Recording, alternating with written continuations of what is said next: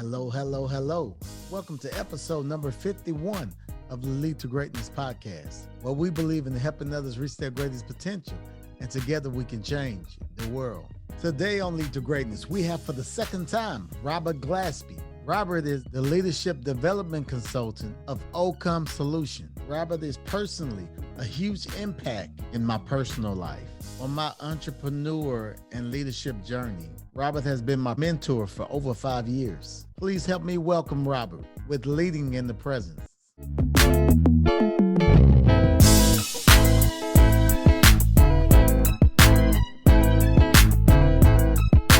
This is Cedric Francis, and you're listening to Lead to Greatness.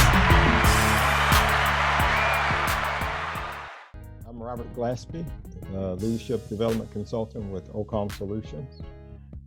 Happy to be back on Lead to Greatness. Absolutely. Good to have you back. Yeah, good to be back.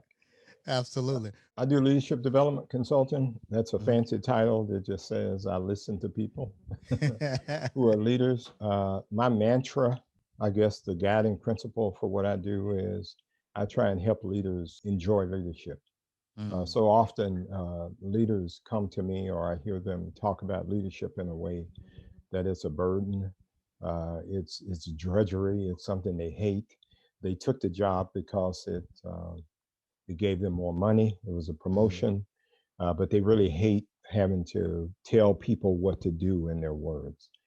And so I just approach them and interact with them to help them understand that there's a real joy to be found in leading other people when you pull back and just change what I call that paradigm of how we approach leadership.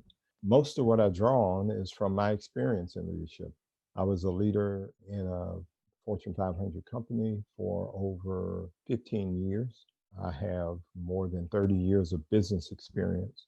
I've worked domestically. I've worked in 4 other continents: Asia, Africa, Europe, the Mideast. And what I found, no matter where you go, leaders all suffer from the same thing. Yeah. And the biggest issue I found that leaders suffer from is the ability to delegate. And a lot of it is out of fear because they believe that once they delegate certain tasks that they're doing, then they don't know what's left for them to do. And so a lot of them haven't really discovered what leaders really do. And so they get really busy and they find themselves caught up in the hurriedness of the business. And we know how the business day goes. It goes really fast. There's a lot of tasks. There's a lot of requests. There's a lot of people that are demanding a lot of your time. Right. And so trying to manage that is the toughest part of leadership.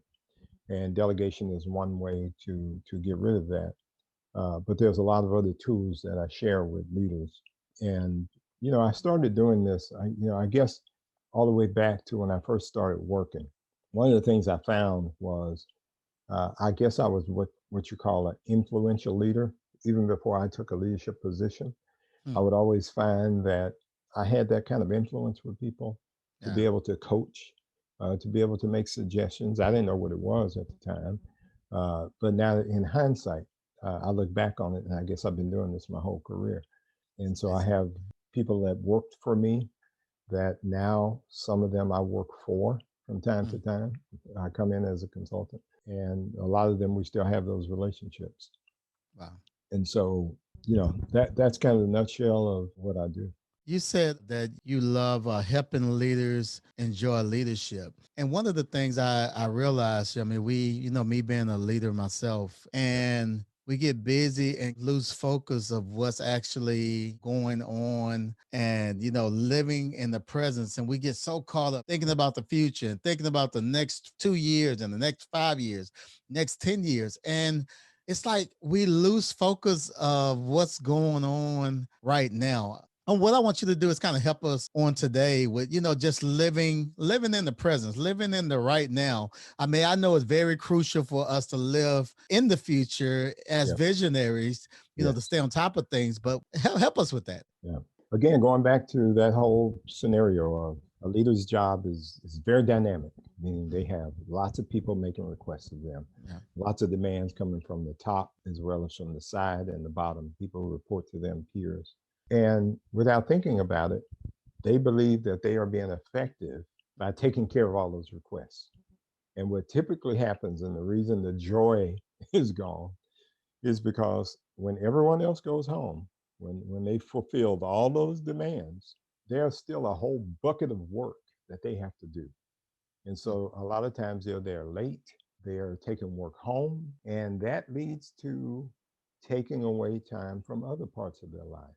mm, So this whole concept of living in the present is really crucial right now, especially during the pandemic, because everyone, and I don't mean just corporate leaders and business leaders, I mean leaders in homes and leaders in churches, leaders in nonprofits, have taken on all of these other tasks. There are people teaching, becoming teachers now for the first time, yeah. having to teach their kids or have their kids at home.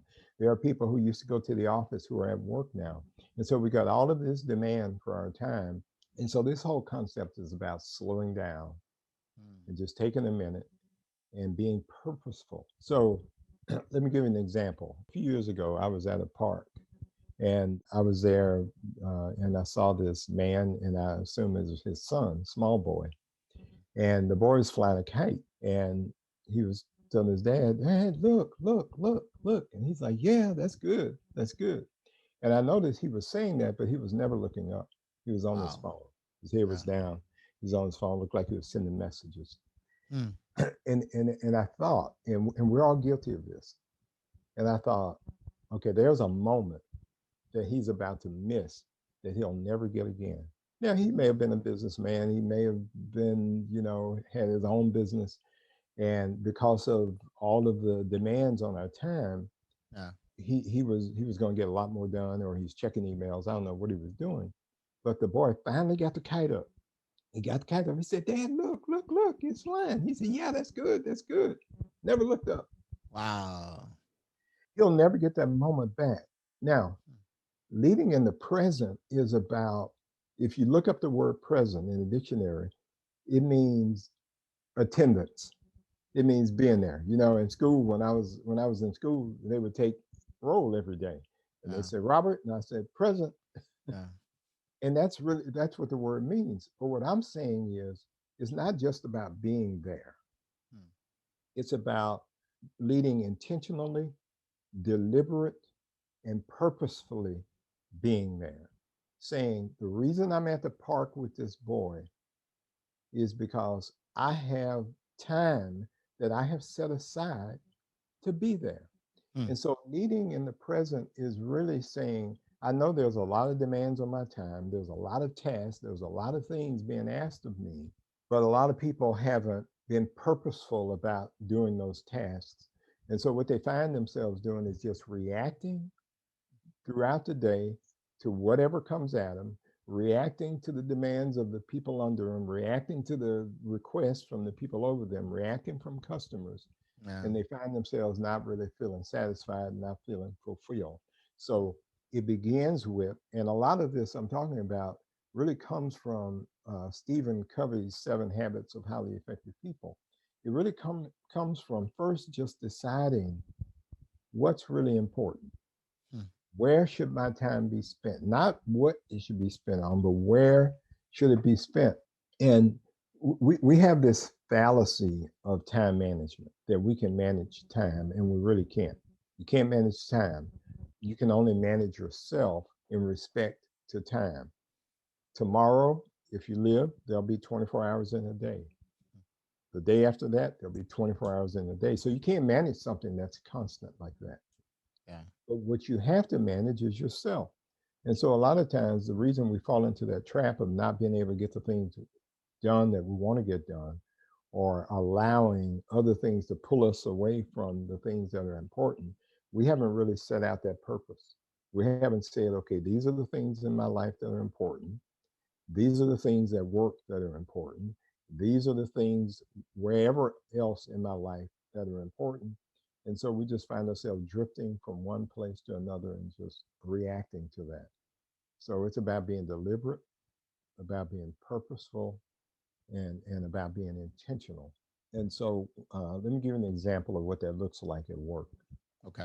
When I was a manager, I had about 5 or 6 departments, working for me. And so throughout the day, I would try to be available for people that would come with questions, requests, customers. And oftentimes I was doing work. Uh, and so they walk into my office. And one thing I made a habit of is to say, okay, when they're there in this moment, I would turn my computer off, set my phone down, face them, and listen. Because I knew that in that moment, what they wanted from me more than anything else was time. And we forget that sometimes, that people really want time from us. They don't want all those other things we think they want. It's really time. So if time is what people really want from us, then learning how to manage ourselves in respect to time is what's really important. One of the things I shared with you, I think on the last podcast, was this notion that we have 24 hours in a day. Mm-hmm. Really don't have 24 hours in a day in the sense that we think about it oftentimes. So if we think of the day as 24 hours, if we're functioning and being effective, we have to sleep 8 hours, we have to work 8 hours, and then that leaves 8 hours for all of those other things that we have to Yeah. do in our life. Yeah. And those things involve our kids, they involve our spouses and significant others, they involve ourselves, staying healthy, they involve parents, siblings, friends. And so, how do we divide all of that stuff up and be effective? This is time. And so, it's about being purposeful and planning that out, and not just allowing that stuff to happen and just reacting to everything. So, when leaders find themselves frustrated, unhappy about their jobs, it's simply because they haven't learned how to just live in that moment, because they haven't planned for that moment.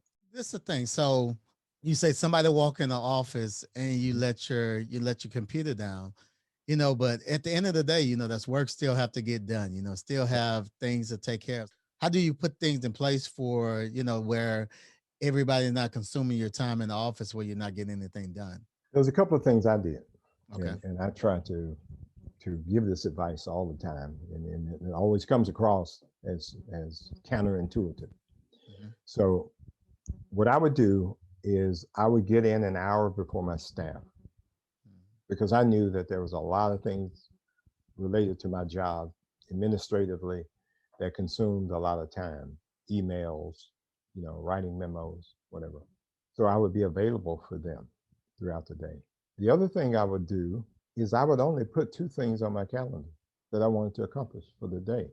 Now that sounds counterintuitive. And say, well, that's crazy.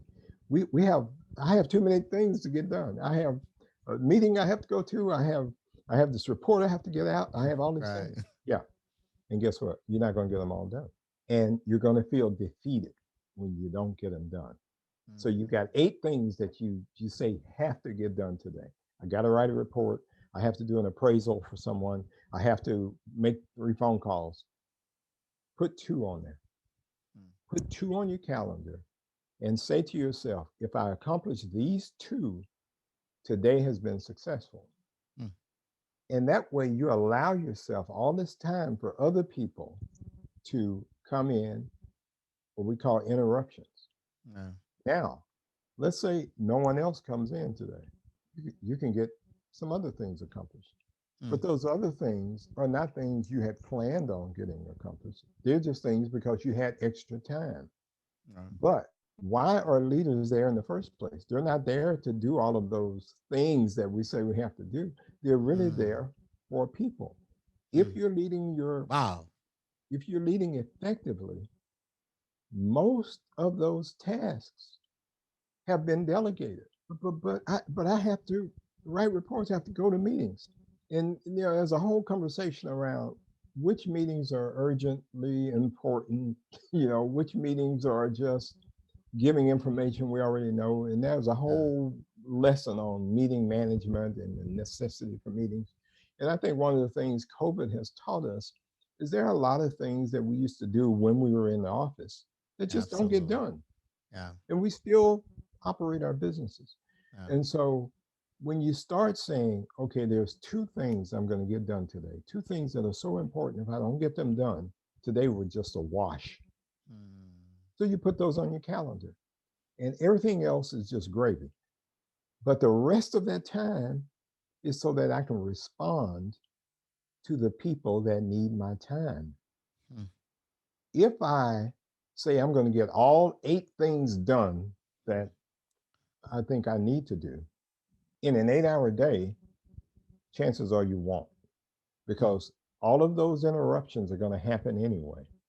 And then what you find is in an 8 hour day, I really only accomplished about 2 or 3 things. And so that's why I take work home. That's why I stay at the end of the day when Ah, everyone else is gone to finish those other things I think have to get done. yeah. Um, and if you have trouble picking which 2 things, and I give this advice even at home, I try and take this advice. Do one thing that's important, but it's not urgent. Mm. It's important, but it doesn't have a fuse on it. It Yeah. may be due 2 weeks from now, but it's Yeah. important. And so Okay. I'm going to do a little on it today. I'm not going to wait till the last minute. I'll do a little today, a little tomorrow.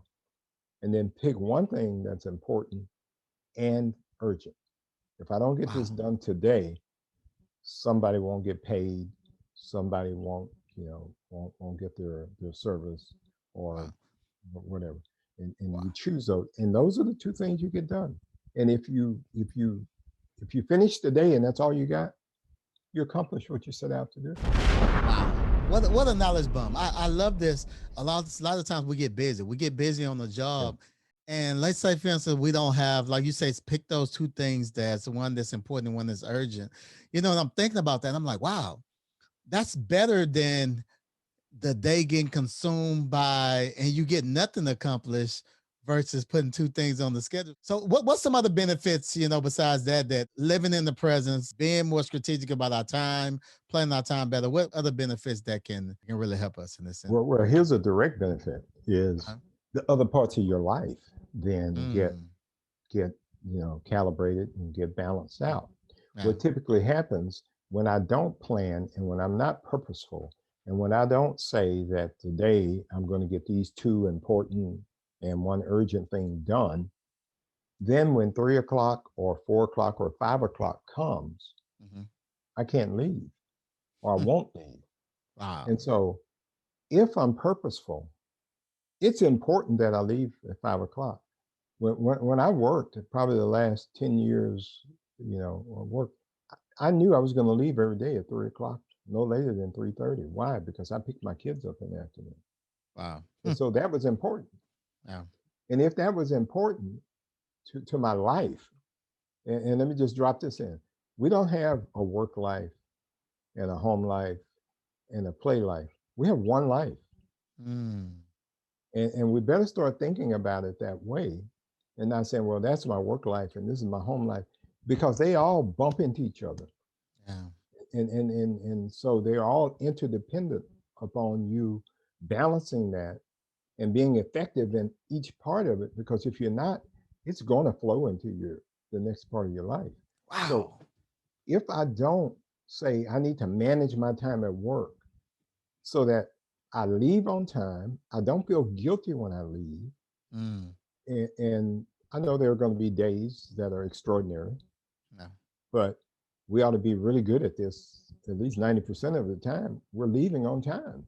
Mm, Because if you're saying that my job is really 8, 12 hours, either you're lying to yourself or you've got too much job and that job needs to be divided up. yeah. Or Absolutely. you're doing someone else's job and you haven't delegated it enough. And Yeah. chances are that's the reason as a leader. Most of the time, I find they haven't delegated enough. And not only delegated enough to say, well, there's no one else that can do it. Well, develop someone, develop your next line of leadership so that you can get rid of some of those tasks you think are too high for the frontline staff. So the direct impact is on the other parts of your life, home life. I show up on time. I go pick my kids up. I don't miss the recital. I don't miss the game.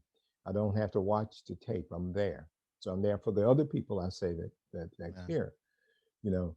And another benefit is your staff. We think the only way to reward people is money. And believe me, it's very important. Most of them, if you ask, yeah, I work for money, that's it. Right. But that's not true. People want to be valued. Mm. And that's one of the ways we show them we value them is by paying them money. But there's other ways we show them by delegating. Delegating is another way to show that I value you and Mm. that I can delegate you as high as you can rise. And so I will delegate you one level below my position if Yeah. necessary, because I'm going to leave on time and we're all going to leave on time. So that's the purpose and the intention and the deliberateness about being in the present is that I've actually thought about this. Work is important because I need it in my life. It is not more important than the other parts of my life. And so Mm. when I only think of my life in silos, then I'll give everything to work until I finish and then come home and give somebody what's left. Wow. And then I don't sleep at night and I'm working at the table, Oh while man. the spouse is talking to you Yeah. or you're on the phone while your kid's flying the kite. And because you haven't seen your life as one life and you're never in the present. And let me just say this. Oh, One of the things we this think, is and good. we try to think of ourselves as better than the past, Mm. in which the labor department says we actually work fewer hours than people in the past, but we feel busier. We brag that we're multitaskers. Or we can walk and chew gum. We can do all these things, and multitasking is really overrated Yeah. because what multitasking means is we just do a lot of things mediocrely. We we Mm. we don't do anything, to perfection. We don't. The quality diminishes. Jeez. So yeah, you can walk and chew gum at the same time because you don't have to think about it. You don't think about walking one step, Wow. but you're just mindlessly Jeez. doing those two activities. Oh man. But yesterday, I was outside, and my grandson came outside, and I was working on a project, and I was on the table saw. And when you're on the table saw, you need full attention. Yeah. You don't multitask on the table saw because if you make a mistake, you could cut something. So my Oh grandson man. came out, and he was blowing bubbles, and he was like, "Look, Papa, look, look." And you know what I did? I immediately stopped the table saw, turned it off, said, "I'll do that later," Yeah. because something greater priority came. Mm. Now, I couldn't multitask and say, "Yeah, yeah, that looks good, that's great," because there was something at stake: the quality of what I was working on, the safety of me doing it, and the care. So when quality, care, and safety is at stake, we shouldn't multitask.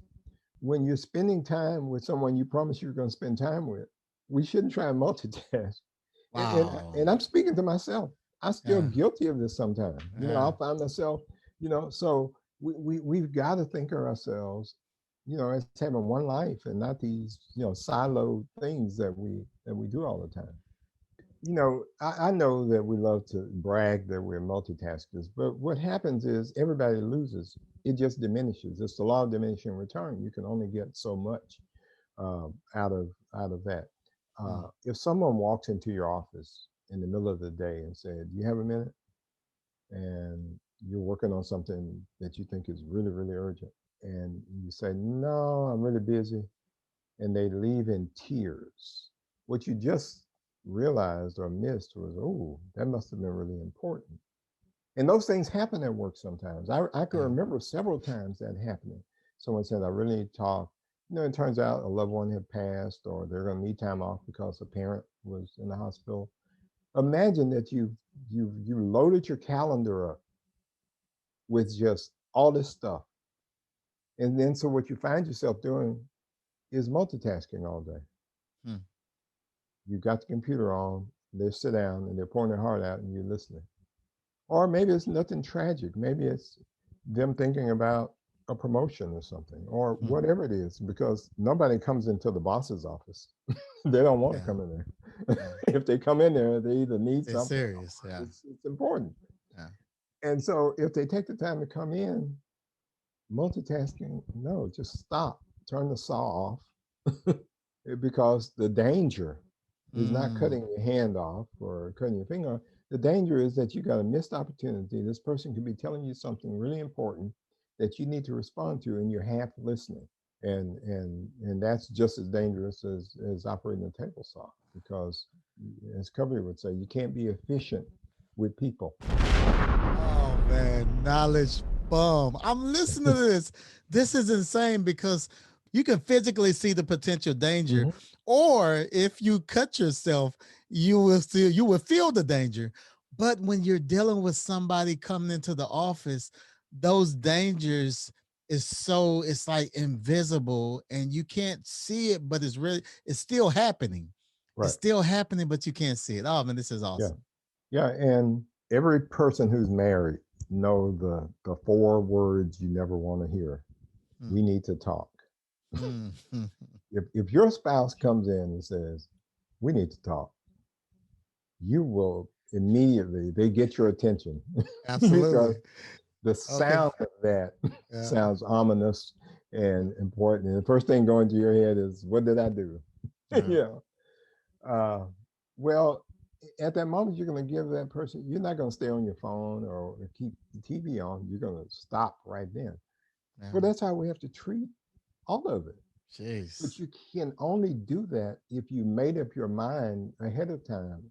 I'm going to do that. The Bureau of Labor Statistics said, yeah, we do work less work less than our, people who were farmers, or people a generation from ago who grew up in the country, they Yeah. worked 12-hour days. Yeah. But here's the difference. When they came home. Wow. So true. They left all that out in the field and they sat down. They didn't have all these distractions. They didn't have a tablet. They didn't have sometimes a TV. They had to sit and talk. And Yeah. so there was a lot more separation of those things. So they weren't multitasking. When we come home, we don't really come home. Mm. And so even though we may leave the office at 3 or 4, we're not really home, or we're not really at the recital, or we're not really at the soccer match. We're somewhere else. And so we're not Jeez. in the present. And so we miss all those moments, and all those moments add up to a life. And so Mm. one day in the future, when you're laying back on your deathbed, and I hate to Oh sound my so God. ominous, but It's true. no one lays on their deathbed regretting not spending more time at the office, not buying a bigger house, not Oh buying a man. different car, Yeah. not finishing their report. No, Yeah. what do they regret? Not spending enough time with the people they love. Jeez. And there's no one in their right mind who would say that's not what your regret will be, because that's what it is. You want that time back, and you can't get it back. Yeah. You can't make time, you can only waste it. Wow. You don't make time, you just waste it. And we do it. One of the joys of being a grandparent is something we are talking about before, is I've got more time now to spend with my grandson. Yeah. When my kids were small, I was at work 8, 10 hours a day. Yeah, 2 hours of commuting on either side. Yeah. Um, and a lot of things I missed first steps. A lot of parents miss a first step. Yeah. They miss a lot of things, and so that's why grandparenting is so much better. You get to be there. What are some things? What are some things, some techniques, or maybe some tools, some tips, some reminders that we can begin to live and lead in the presence? Well, I think the first thing you have to do when we talk about purpose and being deliberate and intentional is, before you start trying to manage a day, let's say a day in the life of, because that's Mm. typically what we do. We say, okay, uh, what I'm going to start doing is eating breakfast with my kids, eating, do all these things. No, it begins with, and this goes back to Covey's 7 habits. It begins with just deciding what's important. What are those important things in your life? And work is Yeah. important. Yeah. Family is important. Friends are important. So you have all these important things. And how do we know they're important? Because if we were thinking about our legacy, Mm. what is it that we want to be remembered for? And I know at 25 years old or 30 years old, it's hard to think that way, but If you want to be successful and effective, you have to start thinking that way. What Yeah. is it that I want to be remembered for? Um, and so, who are those important people? Well, once you get that list of people, then I dare you to try and divide 8 hours up to satisfy all those people. So, one technique is to just start saying, okay, who is my list of important people? Let me tell you a cubby scenario because this will help you get at it. Okay. So he gives this, and I'm going to do it with you. So I'm going to say, you know what an I-beam is? I-beam is a long uh, piece of steel, Hmm. 8 inches high, no, 12 inches high, 8 inches wide. Right. If I gave you $1,000 and say, I'll give you this $1,000 if you walk on this 40-foot piece of I-beam, it's laying on the floor. Would you do it? Absolutely. Yeah. So same I-beam, strong, it won't bend, won't break, 8 inches wide. If I put it up 3 feet off the ground, it's stable, sturdy, and say, I'll give you $10,000 if you walk across it. And even if you fell off, you still get the 10,000. Would you do it? Absolutely.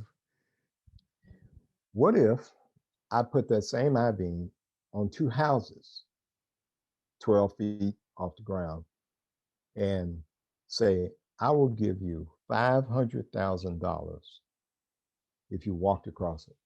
And even if you only made it halfway, you get the money. Would you do it? Yeah. Yeah. I do it. I do it. Yeah. I could Yeah. always prepare, go to the hospital for a broke leg or something. Yeah. Yeah. Yeah. But you got half a million. So, Yeah. okay. What if I took that same I beam, went downtown, found the two tallest buildings, and stretched that I beam between those two buildings and said, I will give you $10 million if you walked across it. Would you do it? No way. No. No way. So here's what we know about you. One, money is important to you, but to a point. So on the floor, on the chair, on the house, yeah, I'll fall, may break a leg, Uh, uh, but I got some money. But if I fall from these skyscrapers, I die. And so my life is worth more than money. Same scenario. I beam stretched across the two buildings. What's your son's name? Javius. James. On the other side, there's Javius, and there's a man saying, I'm going to push him off this building if you don't make it across. Would you try? Absolutely. Yeah. Wow. Yeah, I would. Yeah. So what that says is there are some things more important than even your life. Hmm. And what I'm saying is we need to figure out what those things are and who those people are. Wow. So what that says is we care about money, and we should. We're human. We need money. It's Yeah. important, but it's not the most important thing in our lives. And if money is not the most important thing in our lives, why are we acting like it? Why are we spending all that time at work? Why are we Wow. spending that time, trying to get our business off the ground, trying to run our business? And we go through these ebbs and flows of where we got to spend 12 hours a day for 6 months to get something started. But if that becomes the norm and routine, then I don't care what you say. I'm saying what you do Yeah. is what speaks louder. And so that list of people that you will walk across that I-beam for is very small. Wow. Yes. And we're fooling ourselves if we say it's all of our Facebook friends and all of our Instagram followers. No, it's not. I have a lot of people on my face, but I'm not walking across the I-beam for all my LinkedIn contacts. No, that list Yes, is very sir. small. And so those people deserve that time. Yeah. The time and the only way they're going to get it is we allocate. So the technique is before you get your calendar out and start listing, oh, I'm going to give this, you need to figure out who those people are Wow. because you've already committed. You have a contract with the job that you're going to give them 8 hours, and you should honor that contract. Well, you got 8 more hours that you're going to give those people who you will walk across that I-beam for.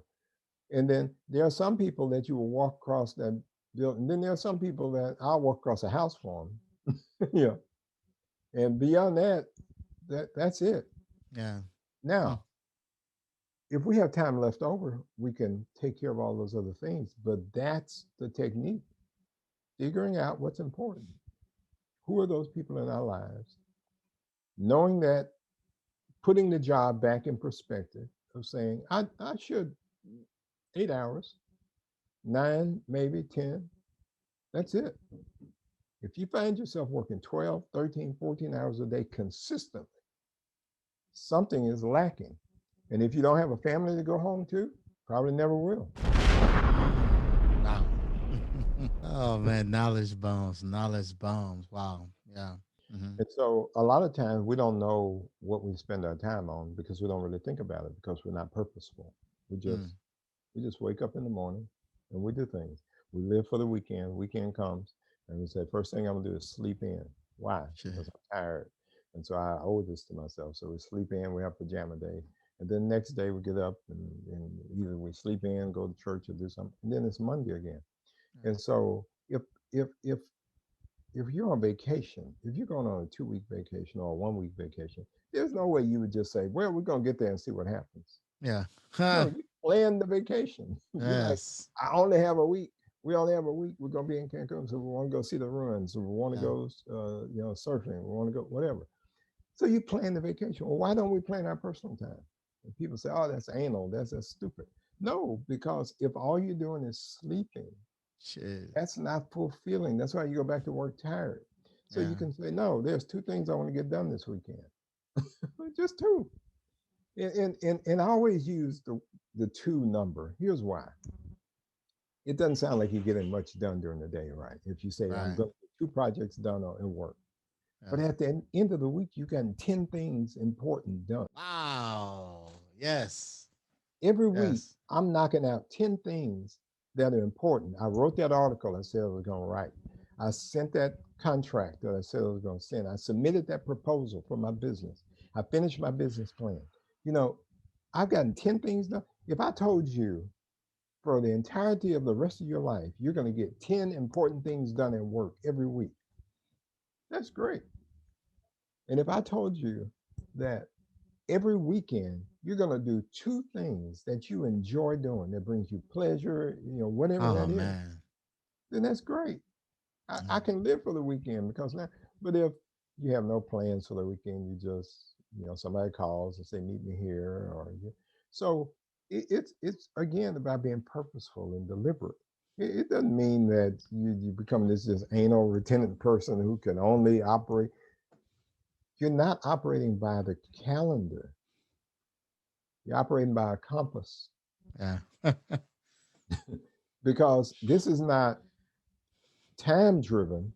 This is purpose driven. And Mm. so if it's important for me not to go back to work tired and feel like I may as well work this weekend. I don't have any plans. That's how we end up working. Yeah. You don't have any plans for the weekend. Wow. So yeah, just manage that yourself. You manage yourself within the constraints of time. And look, this is me in hindsight talking about this stuff. You're getting this experience of having done it wrong and try to get it right and fall back and get it right. And now I'm telling you the way to be effective is to say, I have one life. I don't have to Jeez. live for the weekend. Working is Yeah. part of my life Yeah. and it's finished and I'm going home and I don't save all these pleasurable things for the weekend. I Yeah. can do them during the week. You said two things, and when I mean, saying this, I mean, really, it doesn't. You think like, man, that's two things a day. That's nothing, But I'm thinking about you talking about two things in 5 days. That's 10 things. Right? That's 52 weeks in a year. That's Yes. 520 things you get Important done. things that if they Important don't get things. done, they're going to move the needle. They're going to add That's to your business. They're going to yes, add to your yes. yes. I'm And like, I that's challenge huge. anybody that It's they are doing huge. that. They're doing that reactively. They're not. They're doing other people's jobs. They're reacting to other people's emergencies, and their day is wasted. Mm, And they're multitasking the rest of the time, so the quality of what they're doing drifts. mm. And so, what if you said the two things I'm going to get done today is one, write a proposal for this, loan, or this grant. Yeah. Well, that's probably a 2 hour, 3 hour task, Yeah. but I blocked out time for it. Jeez. Yeah. So nobody's gonna put a meeting on my calendar. I got 3 hours, Yeah. and then I got another 2 hours that I'm gonna do this or what, and then the rest of the time, I'm available. But no, we try to write the proposal with everybody coming in and out, and I got to jump and go to a meeting, leave the proposal, and we don't get it done, and we move it to the calendar for the And they next get day, moved to the next and week then and it get next. moved, Oh and then we man. just keep moving. Yeah. Then a And year went by and you still haven't done it. in this week, you got 3 things done that are important. Just Oh three, man. the whole week. Oh man. That's awesome. Think about the president of the United States right now, Joe Biden. Mhm. His entire day is planned. Mm. It's scripted. Yeah. Now, he knows he may wake up in Iran, or somebody bombs somebody, and so you have those emergencies. But during the course, the time he's going to eat, the time, what he's going to get accomplished, if he's going to talk to Congress, if he's going to give a speech, it's all scripted. Mm. Why? Because he has one of the most difficult jobs probably in the country, Yeah. trying to manage all these political interests, all of these policy interests. One of the things I liked Michelle Obama would say about Barack, he would come home for dinner every night. That's He was the pretty cool. president of the United States, That's pretty but he cool. would come upstairs for dinner consistently enough. It may not have been every night, but it was consistent enough that she says he was there. Why? Because he had decided his family was important. They had decided before they went into the White House, we're not going to let it change us. Yeah. That's why we're bringing your mom, here with us, because we wanted to feel like home. So he had decided, even though I'm president, I still have an obligation to my family. And I was impressed by that, because you can't do that unless it's intentional. And if I can't get anything else across, it has to be intentional, because if it's not intentional, no one else will honor it. Cheers. They'll just keep demanding. And when you get intentional at work, people figure it out. I would leave every day at 3:30, and they knew it. And at first, people would put meetings on my calendar for 4:30, 5 o'clock. Then they figured out he's not going to be here. Some people were offended by it, and they say, "Well, how does he get to leave early? And why is this?" And after a while, people will accommodate it. Yeah. Eventually, Yeah. because they see the purpose and they see the intention of it. And so, and we have all of these tools. Technology was supposed to save us, right, and give us more of our time back. It didn't. It didn't. And it never will. Technology will make us more efficient. It won't make us more effective. Wow. And the difference between efficiency and effectiveness is huge. Covey said it's you can spend your life climbing the ladder, only to get to the top and realize it was leaning against the wrong wall. So we have all these activities, we're busy and we're being really efficient.